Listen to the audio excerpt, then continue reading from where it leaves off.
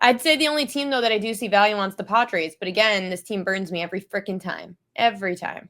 I mean, I have the Padres to win the World Series and the National League. I took that. I mean, you and I talked about it like a month ago. So I'm sitting there with that ticket. It's an emotional hedge off my Phillies. But like, I don't know. I think their bullpen it could be a difference. And I think their lineup can be good enough if they have to. My question is, is Pivetta, Cease, Darvish, like, are they going to be good enough? And I don't know if that's the case. Oh boy. Okay. Well, I don't know how much that helped or hurt anybody's decision making when it came to Major League Baseball this coming week, but it is definitely going to be like one of the most chaotic playoffs that we've seen. Let's go to Monday Night Football. We've got two relatively crappy games tonight.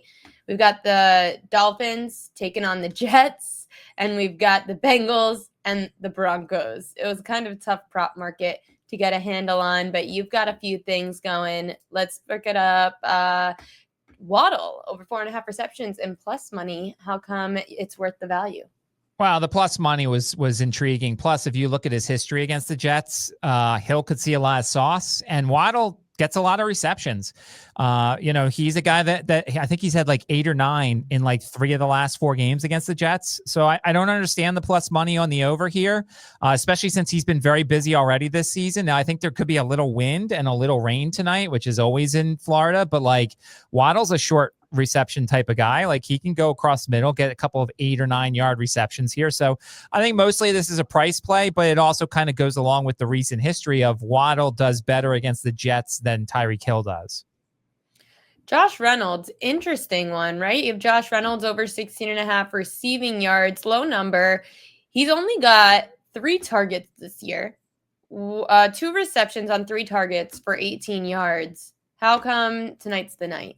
So this is what I did a lot week 2 earlier this year when I had a pretty good week because I looked at that week 1. Reynolds has been out the last couple of weeks, but if you look week 1, he played in 97% of the snaps. And I think he's going to play pretty close to that once again. It's not like he's overtaking anybody great. Tyler Johnson, Alan Lazard, like I don't think these guys are great.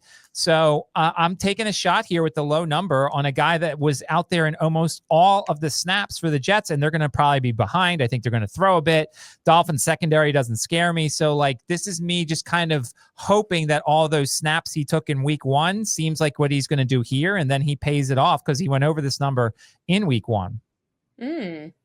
Yeah, he's good for a good deep ball, so he could go over this for sure in one catch as long as he gets the targets now that his quarterback's back. How much do you see the return of Justin Fields helping the Jets at all? I mean, the Dolphins defense is terrible. I was kind of hoping he would stay out so Tyrod could start this game and I could start Tyrod in fantasy. Don't ask. It's been a rough year. But like, I feel like the Dolphins defense is just not very good. Like this could have sneaky potential to see a lot of points in both sides because I don't trust either defense. But I think Justin Fields can run for a touchdown, maybe throw for another one. I think, we could see a bunch of points in this game potentially. Of course, we could also see none because none of these offenses are that great and they can't overcome bad defenses. But remember that offensive genius, Mike McDaniel, is coach in Miami there. There are a lot of people going around saying that they feel that if Mike McDaniel loses this game to the Jets, which I also saw a stat about how Tua is 5-0 straight up, 3-2 against the spread against the Jets. If Mike McDaniel loses to the Jets, it feels like rock bottom. Yeah, but you're not going to fire him on a short week. Your opportunity to fire him was last week when you played on a Thursday night game. You had the extra time to get a new coach in. So like if that was your plan, you should have done it last week when you had extra time. Now you have a short week to prepare for the Panthers on the road. You should have done it already if you were going to fire the guy. It's not like they're playing on Thursday. Oh, yeah. I mean, I get it. He probably should have been gone, but like that Bills game would probably have been the better time to do it, not now. So you don't think that McDaniels gets fired? Unless they get shut out or unless it's really ugly. Is it McDaniels or is it Tua or the defense? I don't know. Are we saying that it's McDaniels' fault for not? Well, I guess Tua had the concussion problem, and then the defense just never got better. Like, I mean, I guess when you have talent and it doesn't get better, which is what we say about John Harbaugh, then it's a coaching problem. Right. But well, it's always a coaching problem. It's never a quarterback issue. That's the thing. I'm just saying, in the NFL, what do people call up on a Monday and say, well, hey, Brian Dable's terrible, or, somebody else is terrible. Brian Kelly's terrible for LSU. Like, people blame the coaches. It's never on the players. It feels like. People hated Daniel Jones. They hated Daniel Jones, but now look at him. I know. He's Coaching succeeding. problem. Coaching problem. Last one before I let you go. You've got your kicker prop. I forget. What do you call yourself? The Whisperer. Kicker Whisperer. Yeah. Love it. Well, let's over 2.5 extra points made. That's a unique market. I mean, the Bengals defense is bad.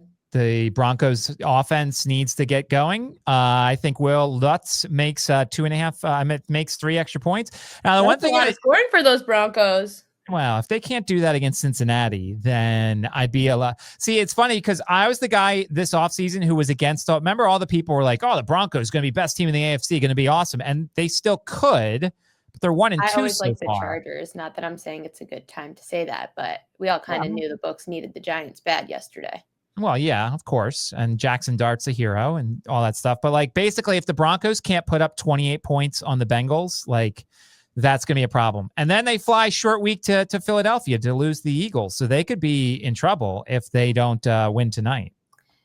Yeah, they should. And like Matt said here, I do like Bo Nix to have 2 or more passing touchdowns. I gave that out in the newsletter this morning. The Bengals have been one of the worst defenses in protecting against passing touchdowns this season.